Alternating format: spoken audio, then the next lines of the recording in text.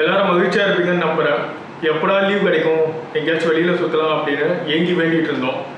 சரி லீவ் மட்டும் சாங்ஷன் பண்ணுறேன், பட் எல்லோரும் வீட்லேயே கிடங்கடா அப்படின்னு ஆப் வச்சுட்டாங்க. மேலே ஊற்றினார்.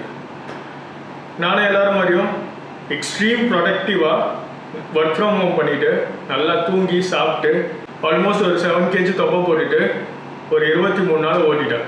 சரி இன்றைக்காவது ஏதாச்சும் பண்ணலாம் அப்படின்னு என் ரூமை சுற்றிட்டு இருக்கும்போது தான் ரொம்ப நாள் முன்னாடி வாங்கி வச்ச இது என் கையில் மாட்டுச்சு. இது எல்லா ராயல் என்ஃபீல்டு ஓனர்ஸ்க்கும் இதை பற்றி தெரியும்னு நான் நினைக்கிறேன். நான் இது ஆக்சுவலாக என்னோடய ராயல் என்ஃபீல்ட் கிளாசிக் 350க்காக வாங்கி வச்சுருந்தேன். பட் பெருசாக எதுவுமே யூஸ் பண்ணல. இது மெயினாக இன்ஜின் சைட் பேனல்ஸோட மெட்டல் பாலிஷ் பண்ணுறது. சரி வெட்டியாக தானே இருக்கும், அப்படி போயிட்டு கொஞ்சம் நம்ம கைவண்ணத்தை காமிப்போம் அப்படின்னு சொல்லிட்டு முடிவு பண்ணியிருக்கேன். வாருங்கள் செல்வோம். இதெல்லாம் பண்ண நமக்கு தேவைப்படுறது ஒரு normal cloth and micro fibre cloth. உங்கள் கை சுத்தமாக இருக்கணும்னு நினச்சா க்ளவுஸ், அப்புறம் மெயின் ப்ராடக்ட் ஆட்டோசால் மெட்டல் பாலிஷ், ஒரு ப்ரஷ். இப்போதைக்கு இது தான் இருக்குது, அட்ஜஸ்ட் பண்ணிக்கோங்க. நம்ம கைவண்ணத்தை காமிக்க ஒரு அழகான பைக்.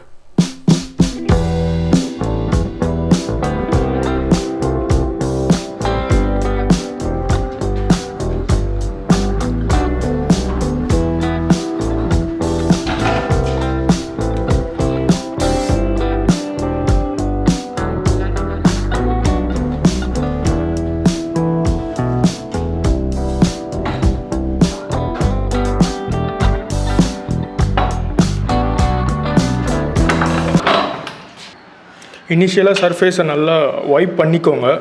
ஸோ வேறு ஏதாச்சும் இருந்ததுன்னா நீங்கள் வாட்டர் வாஷ் பண்ணிவிட்டு அதுக்கப்புறம் பண்ணிங்கன்னா இன்னும் பெட்டர்.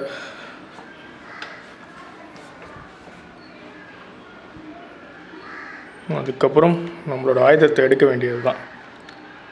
ஸ்டார்ட் பண்ணுவோமா? இப்போ நம்ம பைக்குக்கு ப்ரெஷ் பண்ண ஸ்டார்ட் பண்ணலாம்.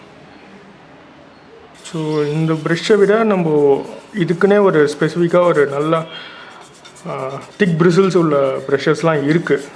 எனக்கு இப்போதைக்கு அது இல்லை. ஸோ அதனால் நான் இதை யூஸ் பண்ணிகிட்ருக்கேன். நீங்கள் அப்படி யூஸ் பண்ணுற மாதிரி இருந்தால் அந்த திக் பிரிசில்ஸ் உள்ளதை வாங்கி வச்சுக்கோங்க. இது கொஞ்சம் டஃப் டாஸ்க்குன்னு தான் நினைக்கிறேன். கொஞ்சம் வேலை எடுக்கிற ரைட் தான்.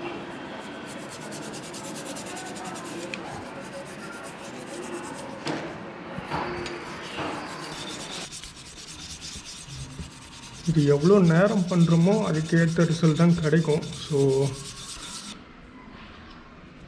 இது சீக்கிரமாக முடிகிற ப்ராசஸ் கிடையாது, ப்ளஸ் ஈஸியாகவும் முடிகிற ப்ராசஸும் கிடையாது. நீங்கள் இதை அப்படியே பண்ணிகிட்டு இருந்தீங்கன்னா இது ஏரோடு அப்படியே காண்டாக்ட் ஆகி பிளாக்காக சேஞ்ச் ஆகும். ஸோ நீங்கள் அதை பார்த்து இது பண்ணிடாதீங்க, அது மெட்டலோட ஆக்சைடு ஆகுது.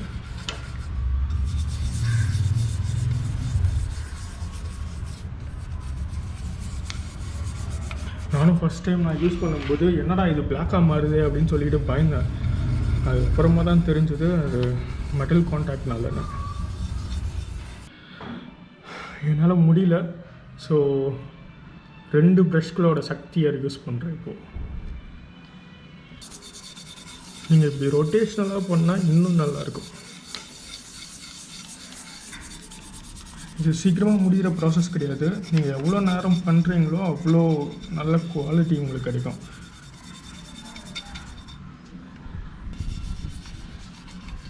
நீங்கள் லாஸ்ட் மந்த் நேட்டில் பஃபிங் பண்ணிட்டீங்க.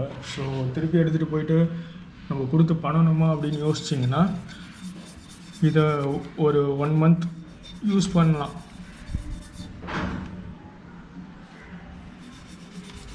ஓகே, நான் 1 month வந்து வெளியில் கொடுத்துட்டேன் பஃபிங் பண்ணுறதுக்கு, நெக்ஸ்ட் மந்த்தும் கொடுக்க வேண்டாம் அப்படின்னு யோசிச்சிங்கன்னா ஸோ இதை நீங்கள் வீட்டில் ட்ரை பண்ணலாம்.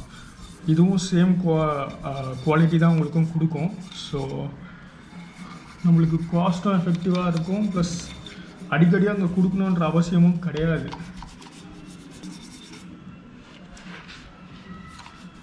ஏன்னா பர் பஃபிங் எப்படி இருந்தாலும் 800 to 1500 சார்ஜ் பண்ணுறாங்க. ஸோ நம்ம வீட்டில் கொஞ்ச நேரம் உட்காந்து நம்ம பைக் கூட நம்ம ஸ்பெண்ட் பண்ணுறதுல ஒன்றும் தப்பு இல்லைன்னு நான் எப்பவுமே யோசிப்பேன். பைக் கூட ஸ்பெண்ட் பண்ணுறது தப்பு இல்லை, ப்ளஸ் காசும் கொஞ்சம் நம்மளுக்கு சேவ் ஆகும். கல்லஞ்சக்காரன் அவ்வளோ நேரம் கதறானே கரையிறானா? அது சரி, எல்லாருமே நம்மளை மாதிரியே இருப்பான்னு நினைக்கிறது மகா முட்டாள்தான். நீங்கள் பண்ணும்போது இருக்க ஷைனை விட கொஞ்ச நேரம் அதை ரெஸ்ட் கொடுத்துட்டு அதுக்கப்புறமா பார்த்தீங்கன்னா உண்மையிலேயே உங்களுக்கு அந்த ஷைன் நல்லாவே தெரியும்.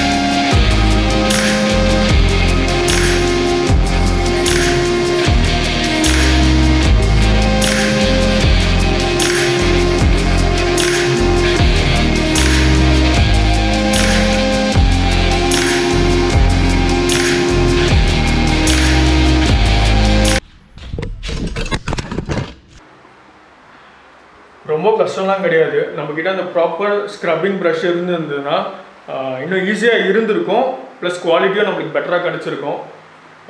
இந்த மந்த் நீங்கள் மெட்டல் பஃபிங் பண்ணுறீங்க அப்படின்னா நெக்ஸ்ட் 2-3 மந்த்ஸ்க்கு இதே ப்ராசஸை நீங்கள் வீட்லேயே ட்ரை பண்ணிக்கலாம். ஸோ பெரிய டிஃப்ரென்ஸ் எதுவும் இருக்காது, ப்ளஸ் உங்களுக்கு மெயின்டெனன்ஸ் சார்ஜஸும் கம்மி தான் ஆகும்.